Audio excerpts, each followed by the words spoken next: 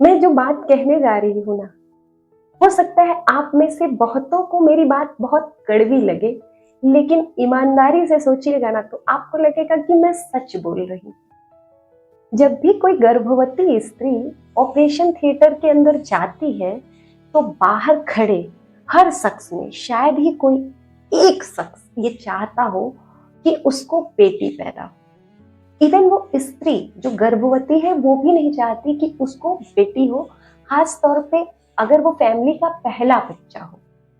ये बात अलग है कि जब बेटी हो जाती है तो हम खुश होने का दिखावा जरूर करते हैं। जी हाँ, खुश होने का दिखावा। और ये जरूर बोलते हैं कि हम तो चाहते थे कि बेटी हो या हमारे घर में लक्ष्मी हुई। पर ये तो सबका दिल जानता है कि वो अंदर से कितने खुश हैं। एक बेटी के पैदा होने के साथ ही उसके भविष्य की, उसके सेटलमेंट की प्लानिंग हम इंडियन फैमिली में होने लगती है। उसको ये बता भी दिया जाता है कि ये तुम्हारा घर है नहीं, एक्चुअल में तुम्हारा घर शादी के बाद तुम्हारे पति का घर तुम्हारा घर होगा। और जब आप ससुराल में जाती है ना शादी के बाद, फिर तो कहने ही क्या, क्योंकि वहां पे तो आपकी पूरी जिंदगी लिटरली चेंज हो जाती है। वहां पे तो आपको बात बात पर ये बताया जाता है कि ये तुम्हारा घर नहीं है, यहाँ तुम्हारी मर्जी नहीं चलेगी, यहाँ ऐसा नहीं होता, यहाँ वैसा नहीं होता। यहाँ तक कि आपके चलने फिरने, उठने बैठने, हंसने बोलने, यहाँ तक कि कपड़े पहनने तक पर भी दूसरों का नियंत्रण हो जाता है। एक स्त्री के जीवन की विडंबना तो देखिए, जिस घर में वो स्त्री जन्म लेती है, बड़ी होती है, शादी के बाद वो घर उसके लिए पराया हो जाता है। और जितनी जल्दी उसका घर यानी मायका उसके लिए पराया होता है ना, उतना ही वक्त लगता है ससुराल में ना उसे अपनी जगह बनाने में। कभी कभी तो पूरी जिंदगी उसे अपनापन नहीं महसूस होता। एक स्त्री की दुर्गति का अंदाजा इस बात से लगा सकते हैं कि जिस घर में उसकी शादी की जाती है ना, उस घर में रहने के एवज में उसे दहेज दिया जाता है। और वो घर में ना जाके काम कौन से करती है? नौकरानियों वाले। हाँ, ये बात सच है कि स्त्री वर्किंग वुमेन हो सकती है, पर फिर भी उसे घर के काम तो करने ही पड़ते। कभी सोचिए तो लगेगा ना कि हम स्त्रियां कितनी यूजलेस हैं कि हमें शादी में दहेज दिया जाता है और हमारे पेरेंट्स कितना झुक कर, कितना जैसे दबे रहते हैं।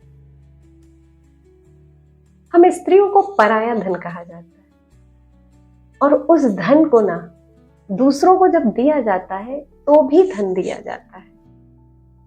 कभी कभी तो मुझे लगता है कि हम लोग ना अपने पेरेंट्स की एक यूजलेस प्रोडक्ट है, जिसे जब दूसरों को दिया जाता है ना तो पैसे दिए जाते हैं। और कभी कभी लगता है कि यार हम पराया धन भी हमें क्यों कहते हैं, क्यों हमें खोटा धन नहीं कहते। एक्चुअल में हम लोग खोटे धन हैं। पता है, एक स्त्री की जिंदगी ना शादी के बाद रातों रात बदल जाती है।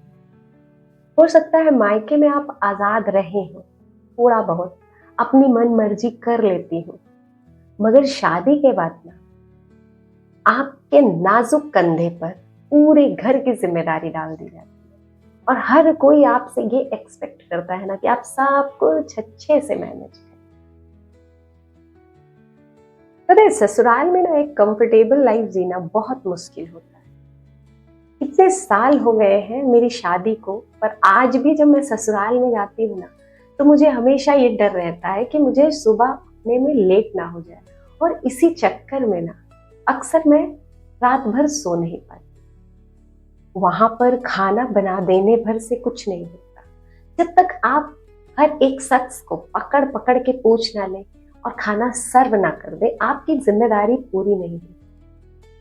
और एक सास नाम का प्राणी, जिसे ना अपनी बहू से हमेशा शिकायत रहती है क्या, कि वो उसकी सेवा नहीं करते।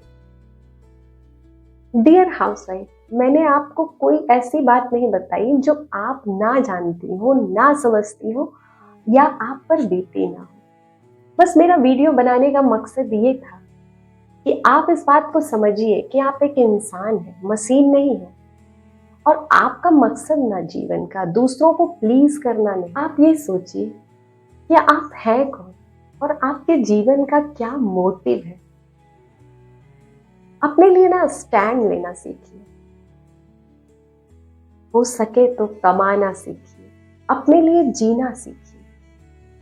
आपने ना अपनी पूरी दुनिया एक घर में समेट रखी, उससे बाहर निकलिए, कुछ करिए, कुछ बनिए, अपने जीवन का कोई लक्ष्य बनाइए, क्योंकि आपके अंदर ना बहुत सारी संभावनाएं हैं।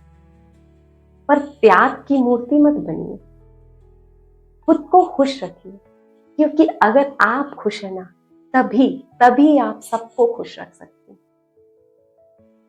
आज के लिए इतना ही। अगर आपको ना मेरा वीडियो जरा सा भी अच्छा लगा हो तो उसे लाइक जरूर कीजिए। Thank you, bye bye.